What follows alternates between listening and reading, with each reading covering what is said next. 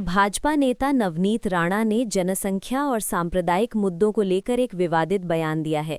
उन्होंने कहा है कि वो सभी हिंदुओं से अपील करती हैं कि अगर मुसलमान 19 बच्चे पैदा कर रहे हैं तो हिंदुओं को भी 3-4 बच्चे पैदा करने चाहिए।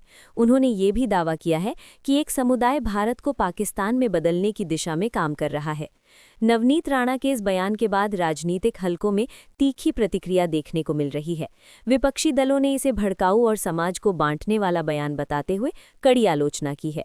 नेताओं का कहना है कि इस तरह की टिप्पणियां सामाजिक सौहार्द और संविधान की भावना के खिलाफ हैं।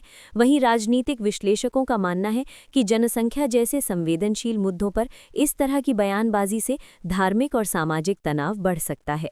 बयान सामने आने के बाद सोशल मीडिया पर भी इसे लेकर तीखी बहस छिड़ गई है, जहां कई लोग इसकी निंदा कर रहे हैं और कार्रवाई की मांग कर रहे हैं। सतीश धवन अंतरिक्ष केंद्र से आज इसरो के LVM-3M6 मिशन का प्रक्षेपण किया जाएगा। इस मिशन के तहत अमेरिका स्थित कंपनी AST स्पेस मोबाइल के साथ हुए व्यावसायिक समझौते के अंतर्गत ब्लूबर्ड ब्लॉक 2 उपग्रह को कक्षा में स्थापित किया जाएगा। ये मिशन अगली पीढ़ी के संचार उपग्रह को तैनात करेगा, जिसे दुनिया भर में सीधे स्मार्टफोन तक हाई स्पीड सेल्युलर ब्रॉडबैंड सेवाएं प्रदान करने के लिए डिज़ाइन किया गया है। ब्लूबर्ड ब्लॉक 2 उपग्रह LVM-3 रॉकेट के इतिहास में लो अर्थ ऑर्बिट में प्रक्षेपित किया जाने वाला अब तक का सबसे भारी पेलोड होगा। गौरतलब है कि LVM-3 रॉकेट हाल के वर्षों में कई महत्वपूर्ण और सफल मिशनों को अंजाम दे चुका है, जिनमें चंद्रयान-2, चंद्रयान-3 और OneWeb के 2 मिशन शामिल हैं, जिनके माध्यम से कुल 72 उपग्रहों को सफलतापूर्वक अंतरिक्ष में स्थापित किया गया है। मुख्यमंत्री ने बताया कि शेष एम्बुलेंस को जनवरी के अंत तक शुरू करने की तैयारी है और उन्हें राज्य के सभी जिलों में तैनात किया जाएगा। उन्होंने कहा कि सरकार ने ये विश्लेषण किया है कि आपात स्थिति में एम्बुलेंस को सबसे तेज तरीके से कैसे मौके पर पहुंचाया जा सकता है। चरणराजी ने जोर देते हुए कहा कि इन एम्बुलेंस के माध्यम से लोगों को निःशुल्क आपातकालीन स्वास्थ्य सेवाएं प्रदान की जाएंगी, जिससे खासकर दूर दराज और ग्रामीण इलाकों में स्वास्थ्य सुविधाओं की पहुंच बेहतर होगी। बांग्लादेश में जारी अशांति को लेकर जम्मू कश्मीर विधानसभा में नेता प्रतिपक्ष सुनील शर्मा ने कड़ी प्रतिक्रिया दी है। उन्होंने कहा कि आज बांग्लादेश में एक सुनियोजित भारत विरोधी अभियान चलाया जा रहा है, जबकि ये वही देश है जिसका निर्माण भारतीय सैनिकों के बलिदान से संभव हुआ था।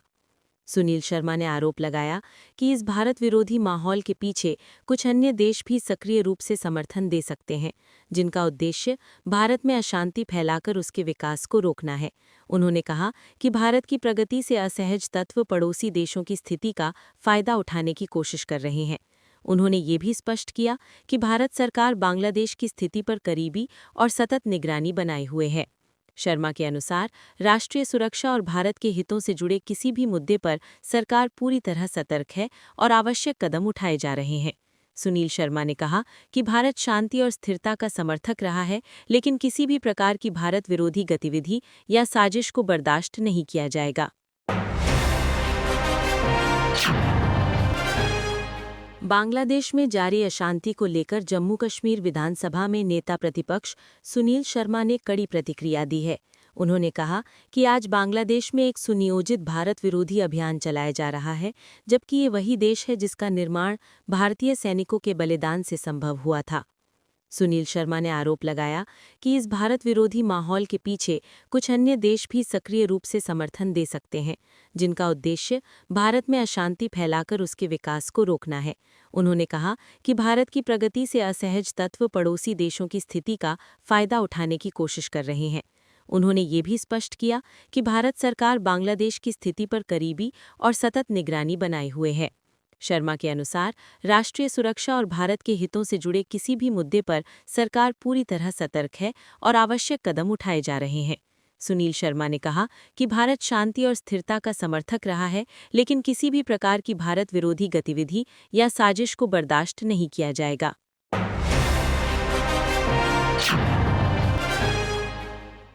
बांग्लादेश में जारी अशांति को लेकर बीजेपी प्रदेश अध्यक्ष सत शर्मा ने चिंता जताई है। उन्होंने कहा कि भारत का हर हिंदू इस स्थिति को लेकर चिंतित है। सत शर्मा ने स्पष्ट किया कि भारत में सभी अल्पसंख्यक पूरी तरह सुरक्षित हैं और इसी भावना के तहत हर भारतीय ये चाहता है कि दूसरे देशों में भी अल्पसंख्यक सुरक्षित रहें। उन्होंने नागरिकता संशोधन कानून CAA का जिक्र करते हुए कहा कि इस कानून का उद्देश्य ही ये था कि जिन लोगों को पड़ोसी देशों में प्रताड़ित किया गया है वे भारत आकर सुरक्षित जीवन बिता सकें। हालांकि उन्होंने आरोप लगाया कि विपक्ष ने इस मुद्दे को भटका दिया और कानून के वास्तविक उद्देश्य को गलत तरीके से पेश किया। सत शर्मा ने कहा कि अगर बांग्लादेश या किसी अन्य देश में अल्पसंख्यक सुरक्षित नहीं है तो भारत उनके लिए हमेशा एक सुरक्षित विकल्प रहा है। उन्होंने दोहराया कि भारत की परंपरा रही है कि वो पीड़ितों और सताए गए लोगों को शरण देता आया है और आगे भी देता रहेगा। आपको यह वीडियो पसंद आया हो तो इसे लाइक करें, हमारे चैनल को सब्सक्राइब करें।